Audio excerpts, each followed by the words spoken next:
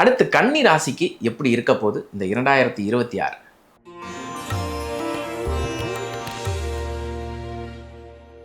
பத்தாம் இடத்தில் குரு இந்த வருஷம் பிறக்கும் பொழுது, நான் சொல்றது மொத்தமாக இல்லை, 6 மாதம், முதல் 6 மாதம் 10ஆம் இடத்துல குரு, 4ஆம் இடத்துல 4 கிரகங்கள், அதே மாதிரி சனியும் செவ்வாயும் சேர்க்கை. இந்த கன்னி ராசி நேயர்கள் அத்தனை பேருமே தயவு செஞ்சு பயணத்தில் மிக கவனமாக இருக்கணும்.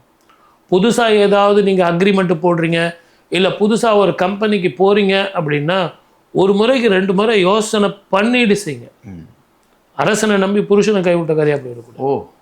ஏன்னு கேட்டிங்கன்னா, இப்போதைக்கு சார் உங்களை பயங்கரமாக நீங்கள் உழைப்பீங்க, ரொம்ப நாலேஜபிள் பர்சனு, உங்களுக்கு இந்த போஸ்ட்டு கொடுக்குறோம், இவ்வளோ சேலரி கொடுக்குறோம் வாங்க அப்படின்னு சொல்லிட்டு ஒரு 6 மாதம் பொறுத்து உங்களை அனுப்பி விட்ருவான். திருப்பியும் நீங்கள் இந்த போஸ்ட்டுக்கும் வர முடியாது, அந்த போஸ்ட்டும் கிடைக்காது. நல்லா ஞாபகம் வச்சுங்க. அதுலேயும் பயணத்தில் காலில் அடிபடுவதற்கான வாய்ப்புகள் ஜாஸ்தி. 2வது சார், ஒரு நல்ல ஒரு இது ஒன்று உங்களுக்கு சொல்கிறேன். நம்ம வாழ்க்கையில் ஜெயிக்கணும் அப்படின்னா வீட்டில் நிம்மதி வேணும். ஆமாம். கணவன் மனைவி உறவு நல்லா இருக்கணும். உங்களுக்கு 7ஆம் இடத்துல போய் சனி இருக்கிறது, சனியோடு சேர்ந்து செவ்வாய் இருக்கிறது மனைவியினுடைய உடல் ஆரோக்கியம் பாதிக்கும். ஏன்னா முடிஞ்ச வரைக்கும் அவங்கள டென்ஷன் பண்ணாதீங்க, அவங்க உங்களை டென்ஷன் பண்ணால் டென்ஷன் ஆகாதீங்க. பொறுமையாக போங்க, பதிலே பேசாதீங்க. விட்டு கொடுத்து போனீங்கன்னா கெட்டு போக மாட்டீங்க, வாழ்க்கையில் ஜெயிக்கலாம். இதை எல்லாத்தோட குடும்பத்தில் நிம்மதி இருந்துன்னா வெளி வட்டாரத்தில் ஜெயிக்கலாம்.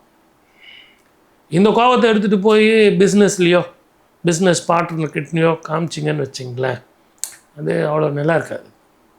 2வது, இந்த 1 வருஷம் கொஞ்சம் பதமாக இருக்கணும் கன்னி ராசிக்காரர்கள். இந்த வீடு கட்டுறேன், வாகனங்கள் வாங்குகிறேன், வீடு மாற்ற போகிறேன், இது நகை வச்சு நான் கார் வாங்குகிறேன், ஸ்கூட்ரு வாங்குகிறேன், இது மாதிரி கொஞ்சம் அகலக்கால் வைக்கிறதையும் இஎம்ஐ கட்டுறதுக்கான கடனையும் ரொம்ப ஏற்படுத்திக்காதீங்க. கொஞ்சம் அடக்கி வாசிங்க. ஒரு வருஷம் இருக்கிற வண்டியை வச்சுங்க, இருக்கிறத வச்சுங்க. சப்போஸ் சில நேரங்களில் ஊர் விட்டு ஊர் போய் பிரிவாக இருக்கிறேன்னா அது ஒரு விதத்தில் உங்களுக்கு நல்லதை தரும்.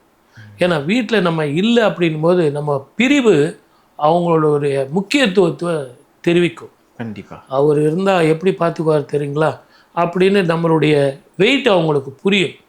ஆகவே உங்களுக்கு வெளி மாநிலத்தில் வெளி ஊரில் எங்கேயாவது ஒரு 6 மாதம் 1 வருஷத்துக்கு ஒரு ஆப்பர்ச்சுனிட்டி கிடச்சிதுன்னா கிளம்பி போயிட்டு வாங்க. மொத்தத்தில் கவனமாக இருந்தீங்கன்னா 2026 அவ்வளோ பெரிய பிரச்சனையை கொடுக்காது. நிதானமாக சிந்திச்சு முடிவெடுங்க. வாழ்க வளமுடன். All the best. ஓகே.